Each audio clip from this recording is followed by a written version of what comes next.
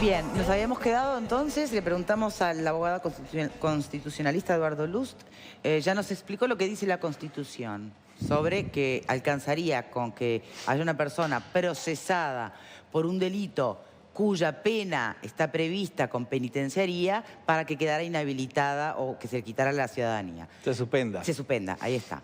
El tema es que hay otra mirada y otro libro, digamos, ¿no? Que dice que dice que no hay que suspenderla. ¿Que solo se suspendería en qué caso? En el caso de sentencia definitiva que lo condenara al ex vicepresidente, cosa que no ha sucedido. Que no es lo que dice la Constitución. No, es decir, nosotros, el proceso penal, porque yo he escuchado que dice, esto recién empieza, no, esto empezó hace mucho.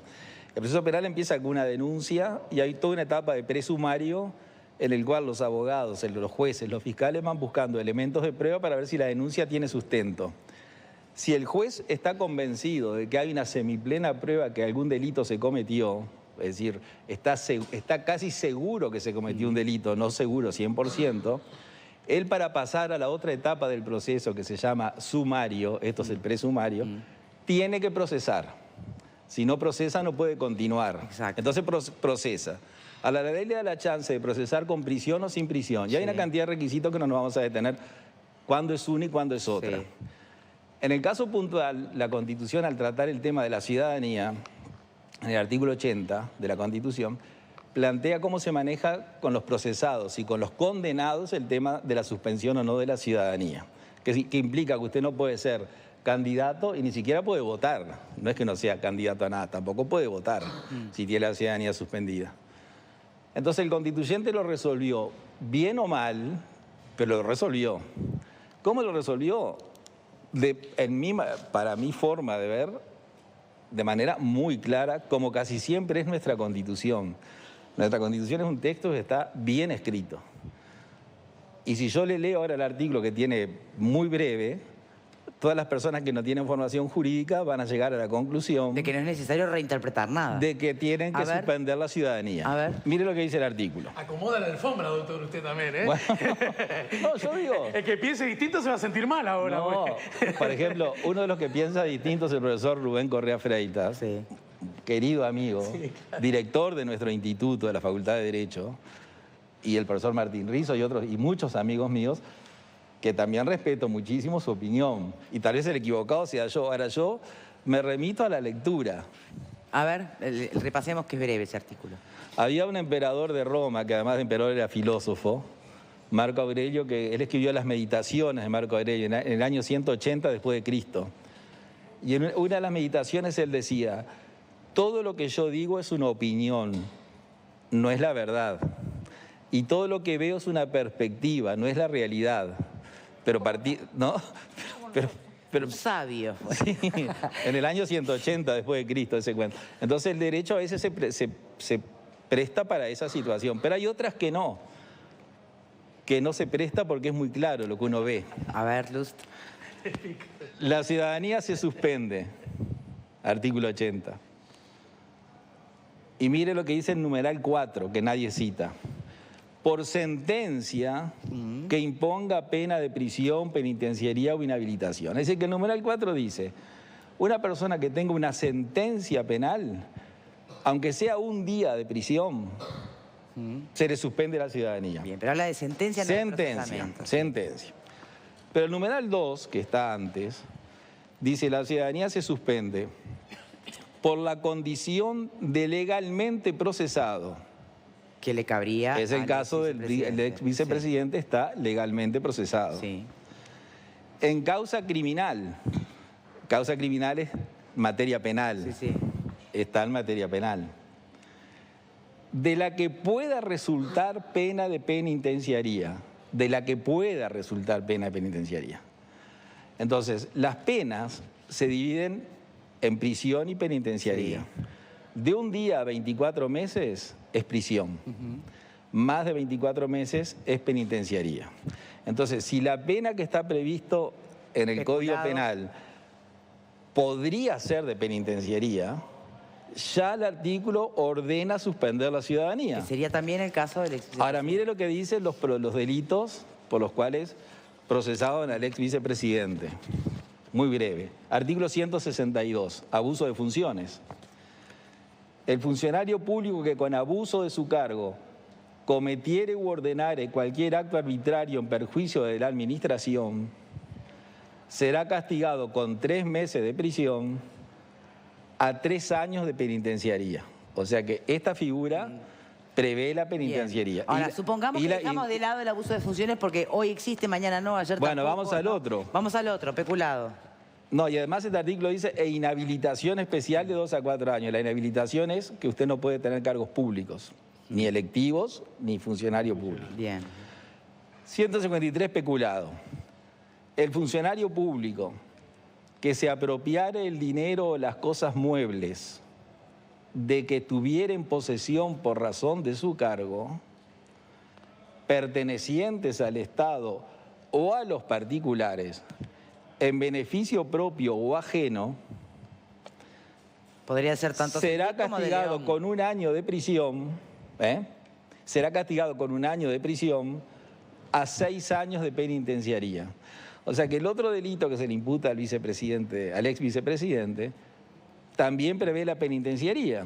O sea, los 2 delitos de los cuales se le acusa prevén la penitenciaría. ¿Qué es lo que dice la Constitución?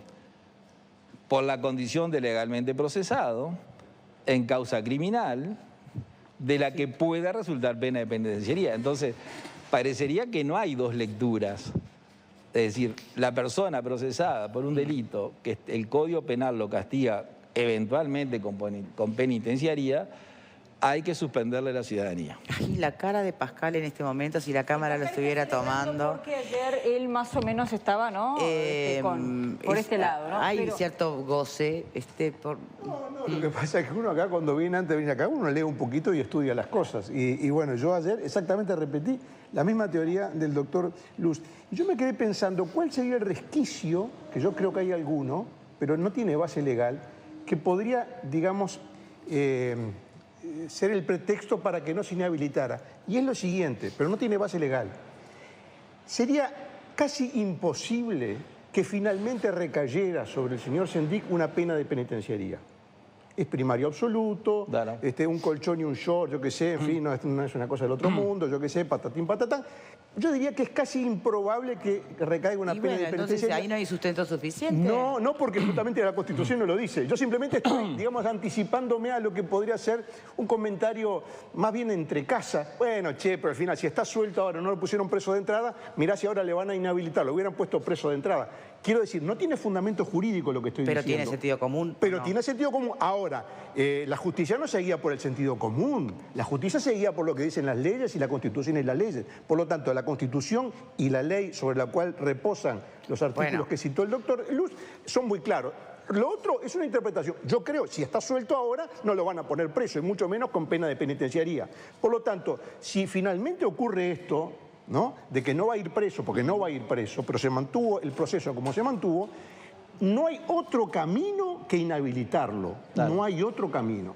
Eso dice la Constitución. En esta Verónica. otra biblioteca que se basa, por ejemplo, en la Convención Interamericana de Derechos Humanos que Uruguay suscribió, se precisa justamente lo contrario. Se dice que hasta que la persona no sea condenada, o sea que no tenga sentencia definitiva, no se puede prohibir o quitar la ciudadanía. Esto tratando de darle las mayores garantías a la persona. En realidad no que dice es lo contrario, adhiere acusada. al artículo 4, en realidad. Bueno, sí, pero dice que está por encima de la Constitución, dicen los juristas, y me gustaría que usted explique si eso puede interpretarse como tal, que una convención está por encima de una Constitución y entonces allí es donde surge la controversia.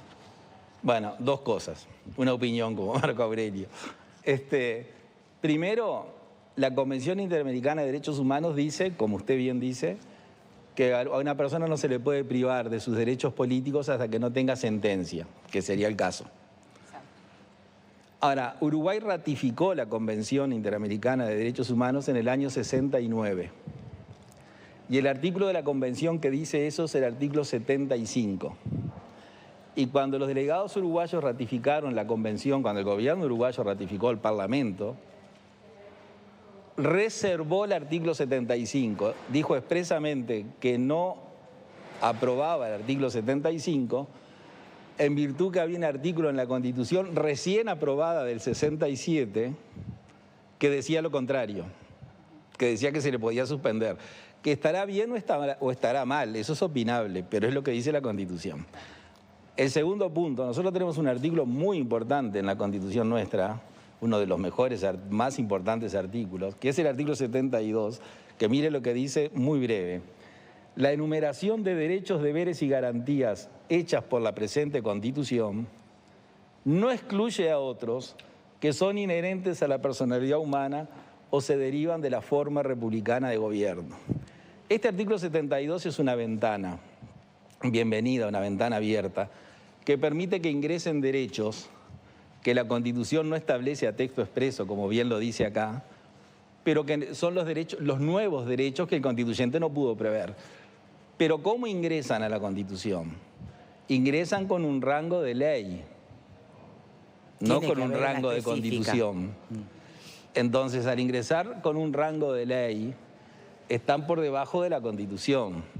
Entonces, si hay un divorcio o una contradicción entre una norma constitucional y una norma legal, aún en un tratado internacional, el jurista debe ir por la solución constitucional, aunque no sea la mejor, porque es lo que garantiza el correcto funcionamiento de un Estado de Derecho. Porque si no quedaría al arbitrio del gusto de uno. A mí no me gusta esa solución y no la aplico. Lo que hay que hacer es, acá lo que habría que hacer es dictar una ley interpretativa de la Constitución, que se puede hacer, diciendo que donde la Constitución dice que el procesado hay que suspenderle la ciudadanía si tiene una eventual pena de penitenciaría, el constituyente quiso decir con prisión, que no quiso decir, porque con el constituyente... Lo que dijo está dicho claramente. Lo que dijo está dicho. Si lo queremos cambiar es otra cosa. Claro. Bien, Eduardo Lust, abogado constitucionalista, muchísimas gracias por habernos acompañado en el segmento del programa de hoy. Cuando regresemos, a mí me gustaría, dejar de lado los tecnicismos jurídicos, porque de verdad yo pregunto, ¿tiene sentido que el país esté embarcado en saber o tratar de entender si le corresponde o no la habilitación para presentarse como candidato? ¿Es eso lo importante o de alguna manera eso está terminando eso es subestimar nuestra capacidad como eventual electorado, ¿no? Yo creo que acá el análisis merece más por el lado de cuál es el análisis político que el caso de Raúl Sendic hoy, entre justicia y eventual plenario y la oposición, genera en esta sociedad. No sé, si me sigue la corriente, lo debatimos cuando volvamos de la pausa. Luz, muchísimas gracias por habernos acompañado hoy. Ya venimos, Muchas gracias a ustedes.